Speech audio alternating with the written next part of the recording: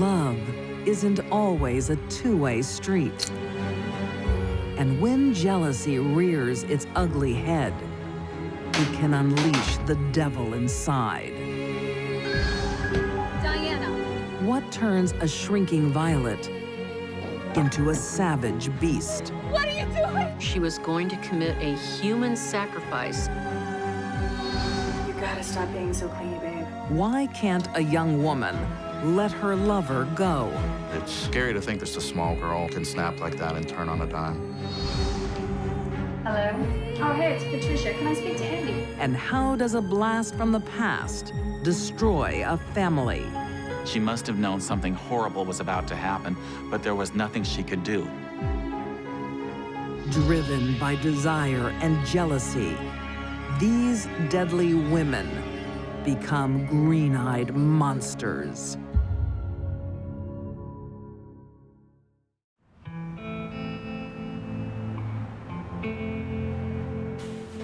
"35-year-old Diana Haun hopes her new job at the local supermarket will be the start of something. She's single and shy. Life has been passing her by. Okay, so here's a box. Just start by stacking the shelves. Diana is this mousy, quiet person who just keeps to herself. Doesn't bother anybody, no one bothers her. For store supervisor Michael Daly, the new girl is a perfect opportunity for a new conquest. Michael was always on the lookout for a quick and easy conquest, and she met the criteria. Lack of self-confidence, desperate for a relationship. If you need anything, I'm your man. Okay. He's got girls all over the place. This guy is just running one girl after the next. Diana's instantly smitten. Her new job is turning out better than she ever imagined. But she has no idea what she's getting into.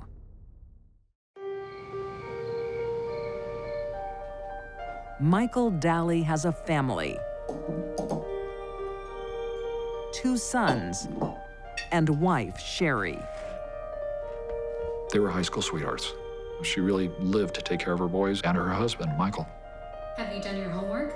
Yeah. I don't think Sherry knew about Michael's philandering for many years, and when she did find out, she didn't want to believe it. She still wouldn't leave him.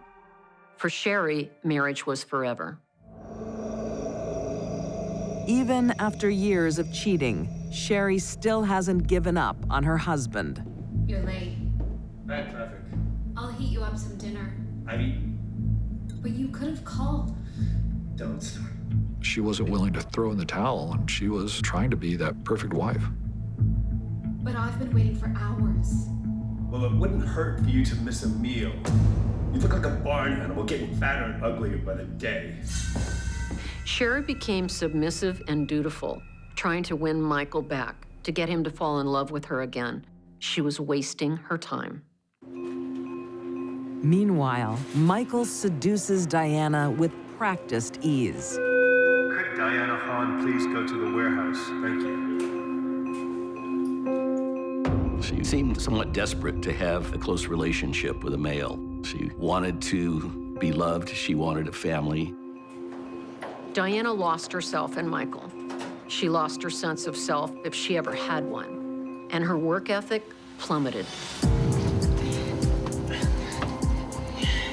She and Michael Daly, they spent so much time together as opposed to working. They were separated and assigned separate departments. There was a common knowledge at work that they were boyfriend, girlfriend. Oh, sorry.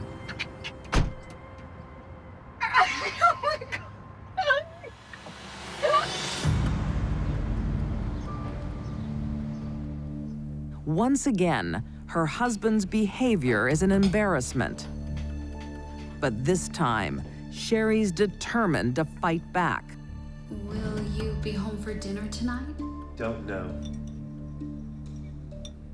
She loved her husband, but reached a point where he had damaged her so much she knew she couldn't stay with him. I can't keep living like this. She talked about leaving, and he said, "I'll never let you have the children." I think we should separate.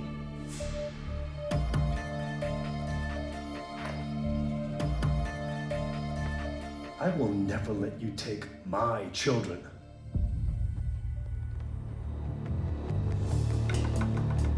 Michael wants everything his way.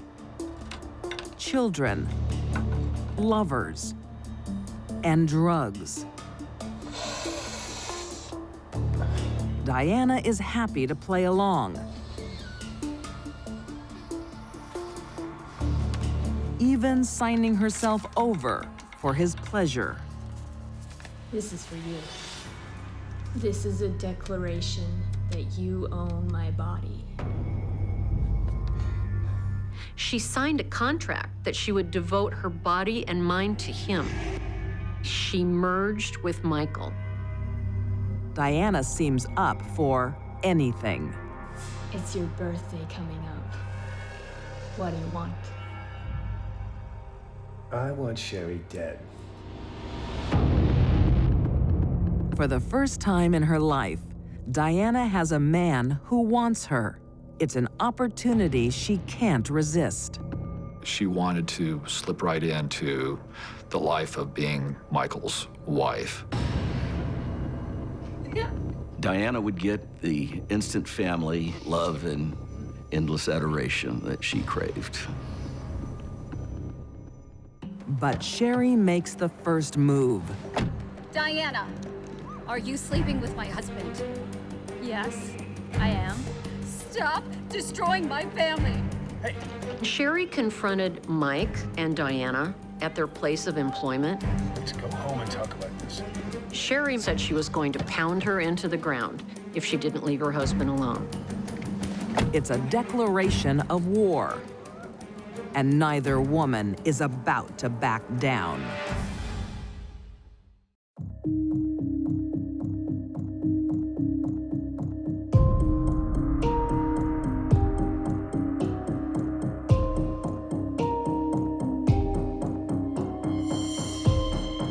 Shy, mousy Diana has been transformed by love. Now she'll do anything to keep it. She vows Michael Daly will be hers or nobody's. Diana told a coworker she was going to commit a human sacrifice for a friend for a birthday gift. Diana goes out and she buys an axe, a wig, some handcuffs, and a fake police badge. It was nowhere near Halloween. What the hell was she planning?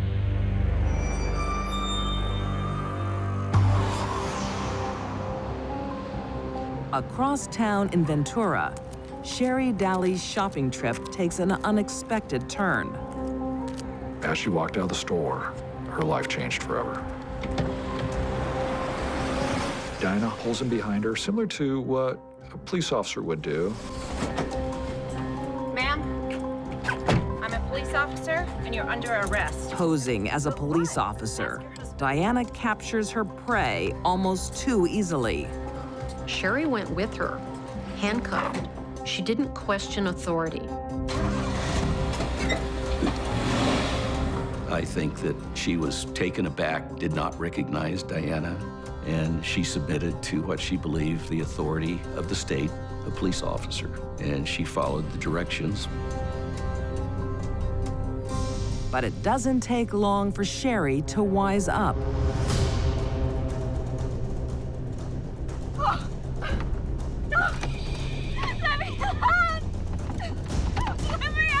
It wasn't until she was completely immobilized and able to move in the back seat that she realized it was Diana Haun. And that's when things went bad.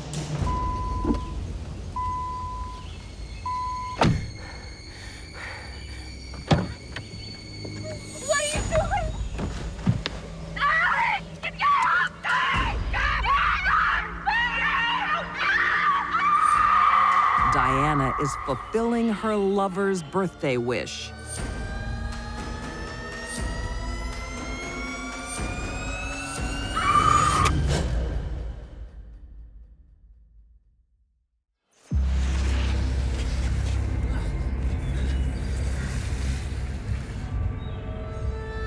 Despite a severe head wound, Sherry is not dead.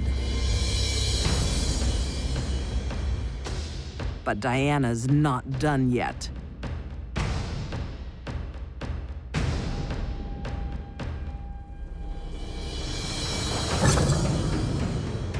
The knife was actually twisted once it had penetrated through Sherry's ribcage. The twisting of the knife clearly indicated a great deal of hatred, passion, pure evil. I mean, this was just mayhem. Violent, violent mayhem.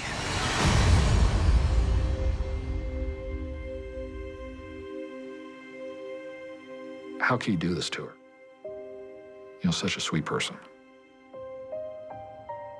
For former Detective Matt Harville, the case will become especially shocking. Sherry was a friend of mine. We went to high school together. He recognizes the victim's name when her husband reports her missing. My wife is missing. Several detectives, myself included, went to Michael's house, and I spoke to Michael personally. Just general questions. Is there any reason why Sherry would leave? I asked him if there was anything that we should know about, because we're going to explore all avenues. I have a girlfriend. And he provided me with her phone number.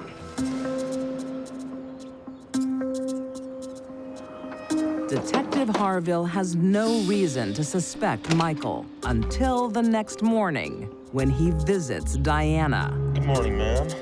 She came to the door. She was dressed in a very revealing nightie. Black van was in the driveway of Diana's house, and that was the same black van that Michael Deli owned. Michael, come out. Michael, come out. And at that point, Mike came from a room at the back of the house, and he was dressed in a pair of boxer shorts. I'm gonna need you both to come down to the station.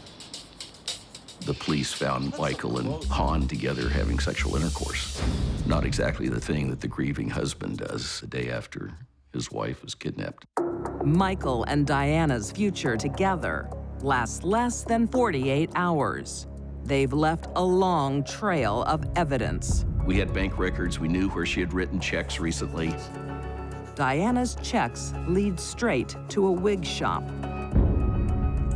Other documents lead to the murder weapon. How do you purchase an axe, kill somebody with that axe, and then think, I'm not gonna get caught? Police trace a rental car in Diana's name.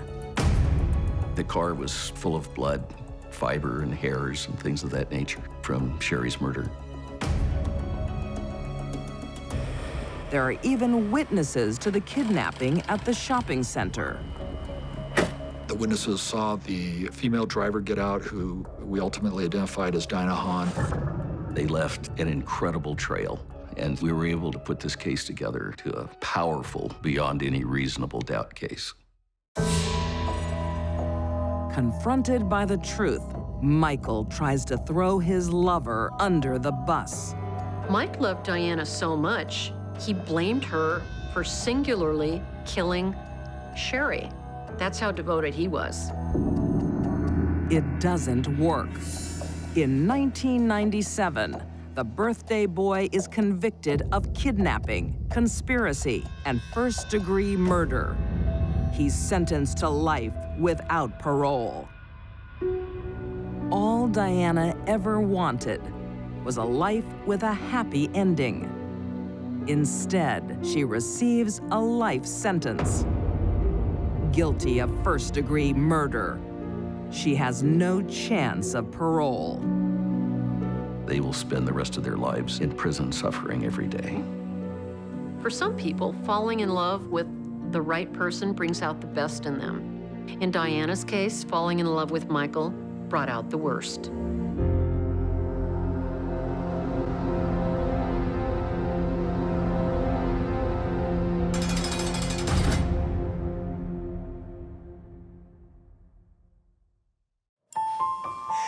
When opposites attract, sparks can fly. This was not what she wanted to do, wanted to be. It's time to get out. She was conflicted. If it's not too late. Should I let her go, or should I kill her?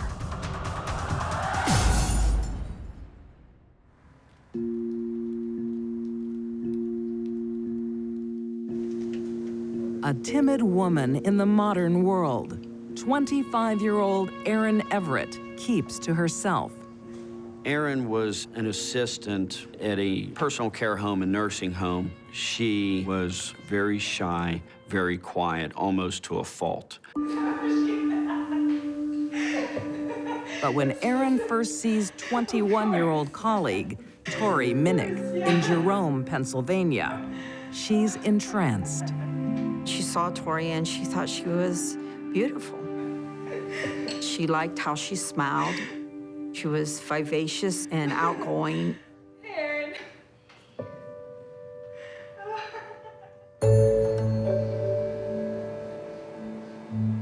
Technology helps Erin out of her shell. Rather than talk to her, she texted her because she was afraid. She was on shore. She said, "I'm gay. I'm really interested in you. Would you like to go out?"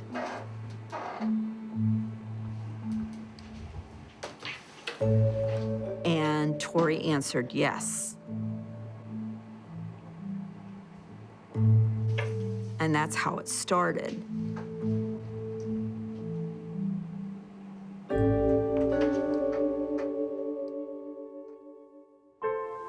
Love blooms quickly. You are so beautiful. But to be with Tori, Erin must sacrifice others. Her family and her faith. Erin was raised in a very devout Christian family.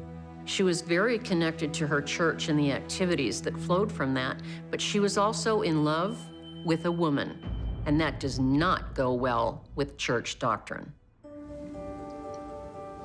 The couple bunk with friend, 24-year-old Billy Nair, but they have little privacy. You two want to shut your curtain? Leave them alone. At Billy Nair's home, there was a dining room they curtained off to make a room for Erin and Tori. We want our own place. Yeah, we all want that. I have an idea. Before long, Erin decides it's time to mend broken ties. Mom, hey. Here? Yeah.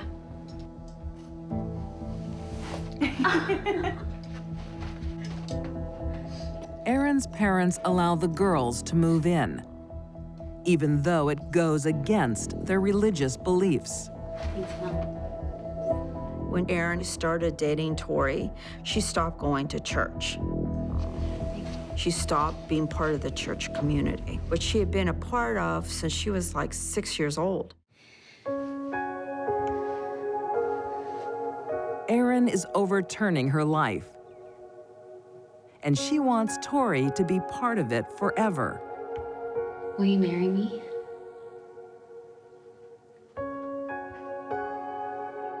Yes. Tori was the first real relationship she had with a woman. And within a couple months, she was engaged. This love of her life said yes.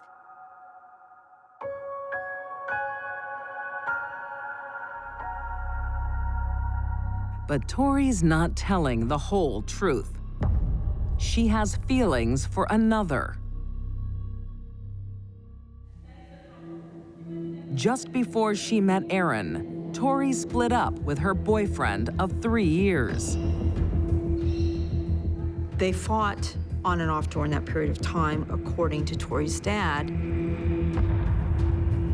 At one time, they were fighting, and Tori was crying, like really sobbing, and he said, "This is it. This can't go on anymore." Tori's torn between her past life and a future with Aaron. She starts to pull away.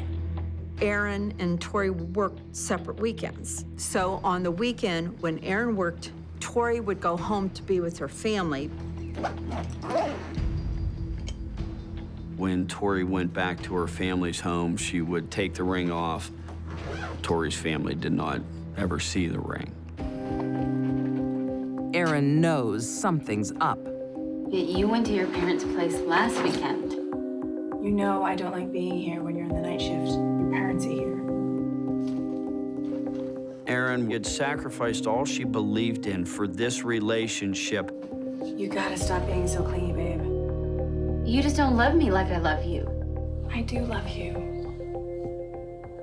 You just gotta give me some space. Aaron could only have one best friend, to the exclusion of all other people. If Tori goes, Aaron loses everything.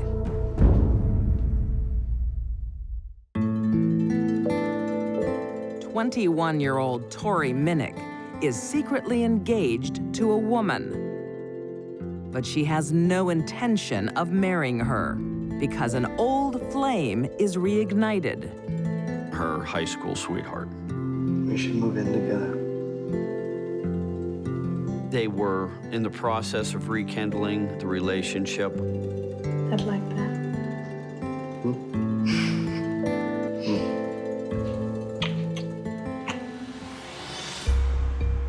You can't leave me. I have to move out, Everett. Tori's 25-year-old fiancé, Aaron, is devastated. But I love you. I'm so sorry. I'm moving out with Cody. This woman tells her she's going back with her old boyfriend and she's leaving her. This was her life. They were going to grow old together. And she says, I don't love you enough to stay with you. I'm going back with my boyfriend.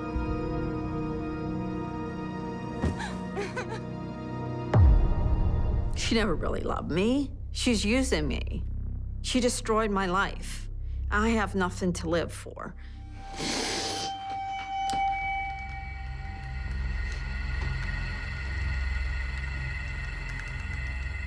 I think she snapped when she realized Tori was going to move out. The green-eyed monster was alive and well in Aaron's heart. First, Erin needs help from the outside world. She turns to her old friend, 24-year-old Billy Nair. She asked him how to use a gun, how to load it. And he texted back what to do. Erin loads her father's gun via text message instructions. Billy Nair even said, send me a picture when you're done. He did not think she was serious. It isn't anyone's place to determine if someone is serious or not when they're asking about how to load a gun, where to get bullets. It's time to pick up the phone and call the police.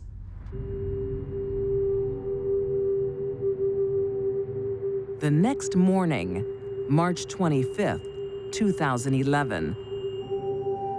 After working the night shift, Tori takes a nap.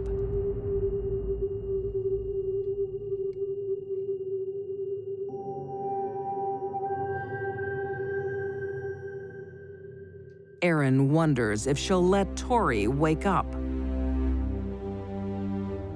Erin sat on the edge of the bed, just kind of mulling all of this over, trying to decide what to do. Erin sat by Tori's bed watching her sleep and for 20 minutes deliberated her fate. She was conflicted. She was thinking, should I let her go? Or should I kill her?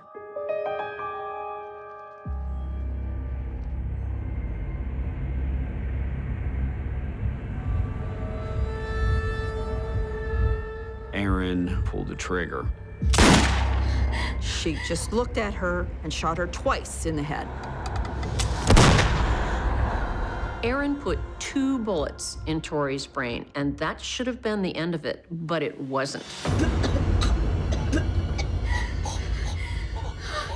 Aaron wants to erase Tori. She picked up a claw hammer and annihilated Tori's face. It wasn't enough to take her life. She had to obliterate her personality.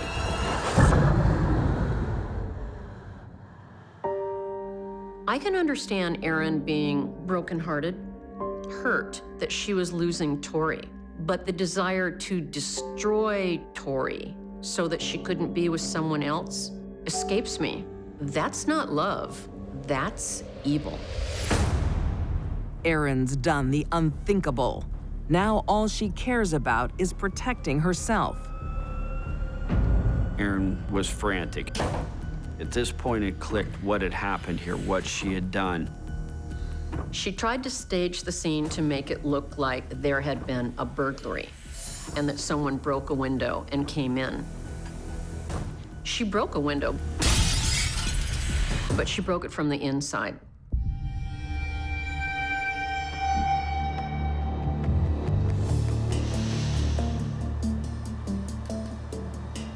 Erin calls her mom. Mom, we've been attacked. Her mother said, just wait there, I'll be there. Her mother called 911. As the police question Erin about the break-in, Tell me about the intruder. it becomes apparent her story doesn't add up. I didn't see what he looked like. While they were interviewing her, we had people at the scene, so everybody's in contact. All right. And it became clear that the evidence at the scene did not match what she was saying. Tell me about the broken glass. Erin ultimately confessed to the crime. They asked why she did it, and she basically alluded to that if she couldn't have Tori, nobody could have Tori. In November 2014, Erin Everett is sentenced to life in prison for first-degree murder without the possibility of parole. For sending Erin text instructions, Billy Nair is convicted of criminal use of a phone. He receives 45 days to a year. Feeling shunned by her community, Erin invested everything in Tori. Faced with losing her, she snapped. If a community is more supportive of alternate lifestyles, maybe, just maybe, Erin could have got help, and maybe, just maybe, Tori would be here. Jealousy unearthed a monster. It's scary to think that somebody like that, who comes off as just a small girl, can snap like that and turn on a dime. If she would ever get out of prison, there would be a chance she would do that again. By the time the murder occurred, Erin was broken, and I don't think she can be fixed.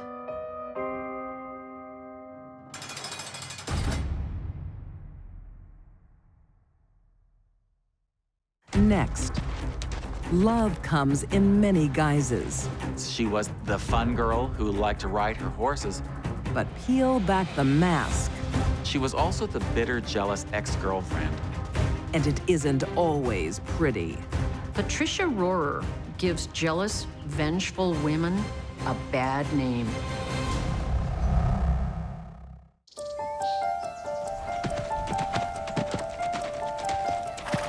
"33-year-old Patricia Rorrer is a cowgirl at heart. She worked at a stable. She always had horses. She enjoyed taking care of them and then riding them in competitions. Yeah. You gotta time me as soon as I take off. Okay, got you, hun. Okay, ready? Go. Her de facto husband, 30-year-old Andy Katrinac, is her biggest fan. Andy was the quintessential construction guy. He liked working with his hands. He liked building stuff. In the early 1980s, Patricia is a competitor on the Pennsylvania rodeo circuit, and she likes to win. So how'd I do? 20 and 50. What? She had, I would say, a commanding presence. That is not even close. Again. Again. Ready? Go. Patricia was a person who had a reputation for being someone that you didn't want to mess with. Patricia was not known to be someone who would shy away from an argument or a fight. But Patricia didn't like to use words. Hey, She liked to use her fists. I have told you before, this is mine. Don't touch my stuff. Do these work? Are you listening? Can you actually... What's going on? She was a cowgirl. She could fight like a man and duke it out. She deserved it.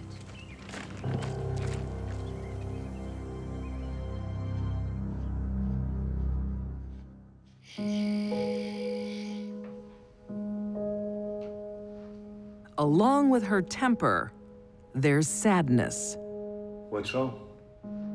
Patricia was married at about age 18, and she did have a baby boy who died apparently of natural causes at 3.5 months old.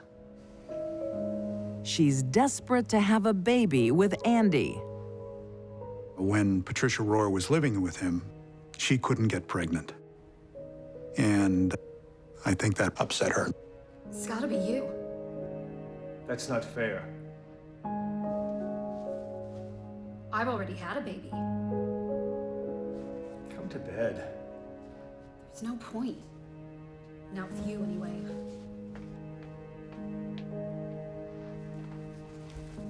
After 5 years of failing to get pregnant, she gives up on Andy. It doesn't take Patricia long to rope in a new man. At first, she's a bundle of fun, but her dark side is never far away. He told us that they had gotten into this argument. Come on. Then why aren't you dating a blonde? Whoa, relax. It's a joke. A joke? I don't think so. Men always mean what they say, all right? I know exactly what you mean. Don't you touch me, all right? How dare you? It became so heated that she actually pulled the gun out and pointed it at him and threatened to kill him. Don't think I won't kill you. No man shoves me. No man! Patricia wanted to make a point, and she did it with a gun in her hand. Meanwhile, in Catasauqua, Pennsylvania, Andy finds lasting love. So good. In 1992, he weds 26-year-old Joanne. My feet get so sore. A dream catch. Joanne was a lot of fun. She was bubbly. She was the kind of girl everybody wanted to be with. Everyone said she was kind, happy, and just lit up a room when she walked into it. You can thank this little guy for that. When Andy discovers he's going to be a dad, his joy is complete.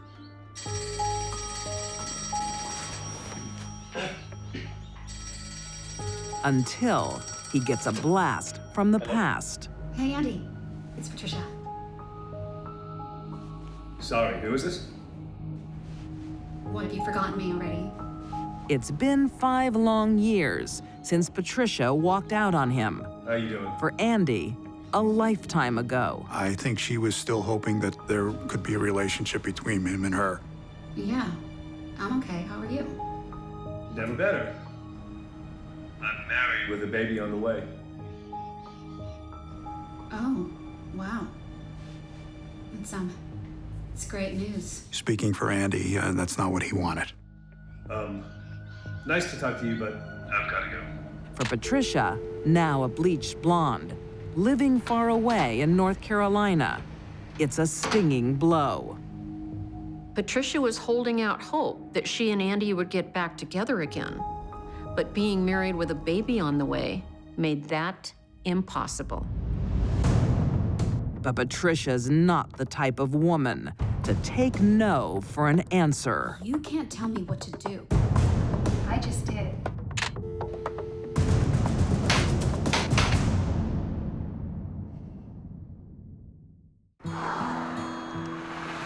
In Catasauqua, Pennsylvania, Andy and Joanne Katrinac have a new arrival.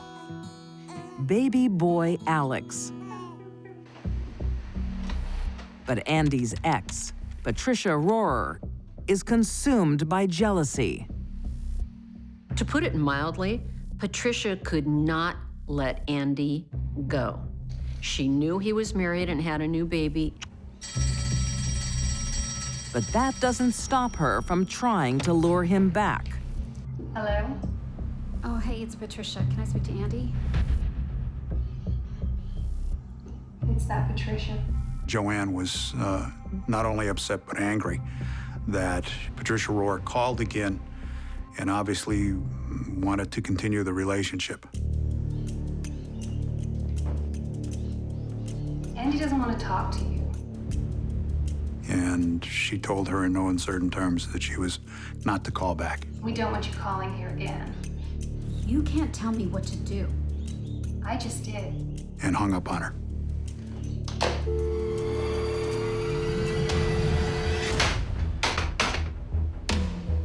That was a slap in the face to Patricia. It was bad enough that Andy didn't want to talk to her, but that his wife told her, unbearable. Even worse, the couple has what Patricia's always wanted. Andrew and Joanne had a child. I think that was what upset her the most. Patricia was a powder keg. When Joanne said don't call her anymore, that lit the fuse. On December 15th, 1994, Patricia drives across the country to Andy's house. But he's not the one she's stalking.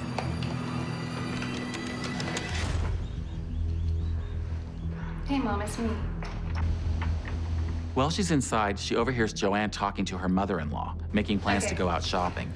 I'll pick you up in about half an hour or so. Okay, bye. She cut the phone line and then decided to wait for Joanne and the baby out in the alley beside the house.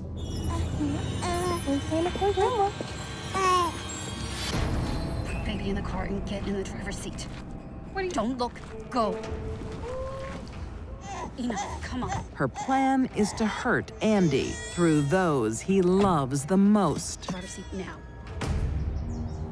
They head for a lonely field, 15 miles from town. Why are you doing this? Move. Keep walking. Please don't hurt my baby. Shut up. Stop there. Turn around. It's hard to imagine what it was like for Joanne. Please don't hurt my baby. She must have known something horrible was about to happen, On your knees. but there was nothing she could do. She was paralyzed with fear. I'm certain that at some point, Joanne probably pleaded for her life and the life of her child. She points the gun at Joanne's head and fires, hitting Joanne in the face. The shot did not kill. Patricia delivers her death sentence. 19 savage blows with the butt of the gun. Hitting someone 19 times in the face after they've been shot is punishment. I hate you, I hate you, I hate you. She doesn't spare baby Alex. Investigators couldn't figure out exactly how the baby died. It was either that the baby was suffocated or left to just die of exposure. By killing him, she was sending Andy a message. You will have pain and suffering the rest of your life. Don't forget who did it to you. Ready? At 6 p.m., Andy comes home to a cold and empty house. Joanne! Joanne! He noticed that the basement door had been broken into. He also noticed that the phone lines had been cut. He was very concerned that something terrible had happened to them. Andy reports them missing to police. But their disappearance is a mystery. Until 4 months later, the bodies are discovered. Patricia chose an area she was familiar with, where she rode her horses, as a place for the murder. It's the first clue, and the crime scene quickly gives up another. The officers find a number of hairs, and they are put into evidence. But the hairs are blonde, and Patricia's known as a brunette. We're mystified at the fact that she's got brown hair and we have blonde hair. It's 2.5 years before police get the breakthrough they need. A photo taken around the time of the murders. In that picture, she had blonde hair. It was dyed dirty blonde. And so that was what made them think, aha, we've got her. Patricia thinks she's got away with murder. By now, she finally has a child of her own. But not for much longer. Ma'am, are you Patricia Rorrer? How can I help you, officers? We're here to arrest you for the murder of Joanne and Alex Katrinac.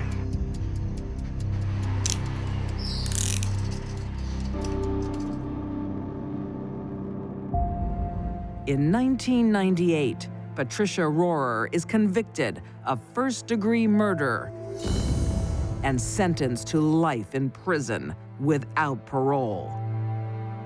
Patricia's daughter faces a life without a mother. Andy faces his without his wife and son. It wouldn't surprise me to know that every night before she goes to sleep in her prison cell, Patricia's smiling because of the pain she caused Andy. Patricia's a stone-cold psychopath.